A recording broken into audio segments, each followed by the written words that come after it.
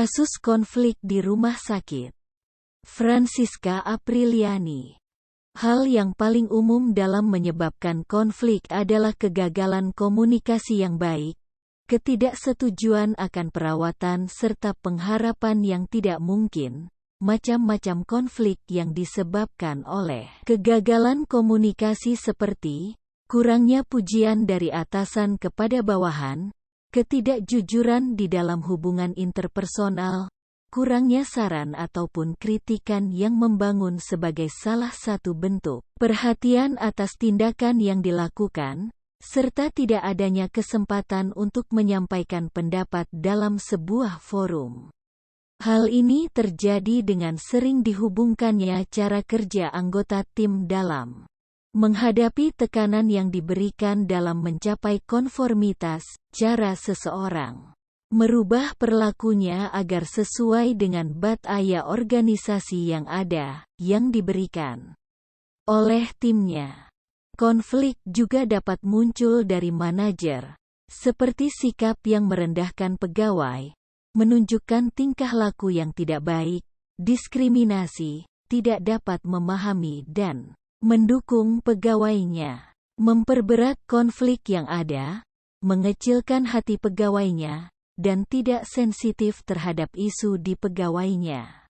Di dalam organisasi kesehatan, ketidakefektifan manajemen konflik menyebabkan ketidaksehatan kondisi kerja, permainan kekuasaan, ketidakpuasan pasien, kurang baiknya kualitas pelayanan dan meningkatnya biaya pelayanan. Manajemen konflik dianggap sebagai salah satu faktor penting dalam kompetensi klinis dari para tenaga medis, dan strategi yang dapat mengurangi konflik tersebut adalah peningkatan pelayanan kepada pasien, membangun hubungan yang baik antar sesama tenaga medis dan mengurangi beban pembatas, perbedaan dengan sesama staf yang lain.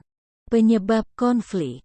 Yang pertama, perbedaan karakteristik individu seperti perbedaan nilai budaya dan demografi. Yang kedua, adanya faktor interpersonal di antara para pekerja yang membuat kurangnya kepercayaan, ketidakadilan dan ketidakhormatan serta lemahnya komunikasi antar personal. Yang ketiga, faktor organisasi yang termasuk di dalamnya keadaan saling tergantungnya antara perbedaan profesi. Perubahan organisasi dikarenakan pembentukan struktur dan kekuasaan di institusi kesehatan. Solusi penyelesaian konflik. Solusi untuk kasus ini adalah mencoba menyelesaikan permasalahan dengan menjadi oposisi dari pihak yang berkonflik. Pencegahan dengan menekankan kepentingan bersama dengan berusaha untuk meminimalkan perbedaan antar anggota.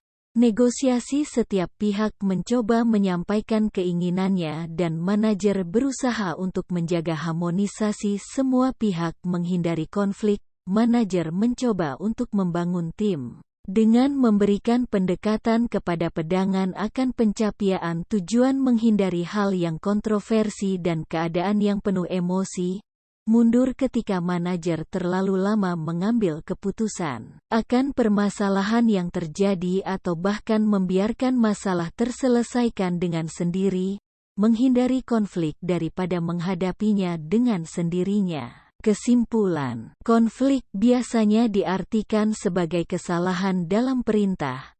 Pengalaman yang tidak menyenangkan menyebabkan kesalahan ataupun kegagalan, yang seringnya menimbulkan sikap oposisi antara belah pihak yang terlibat yang dianggap sebagai penghalang dalam mencapai tujuan.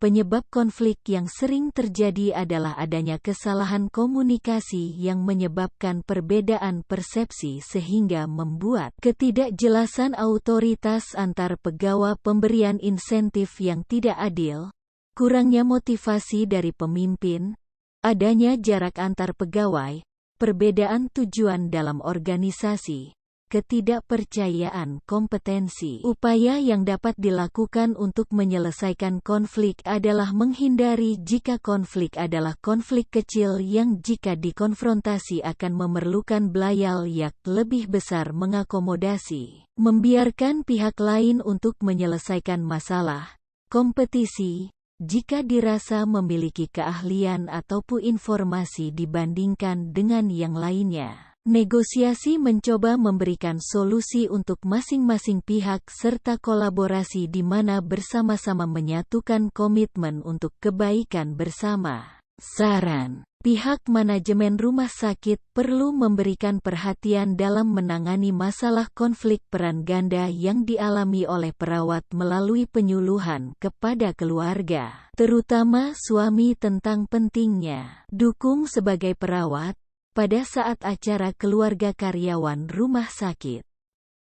Terima kasih.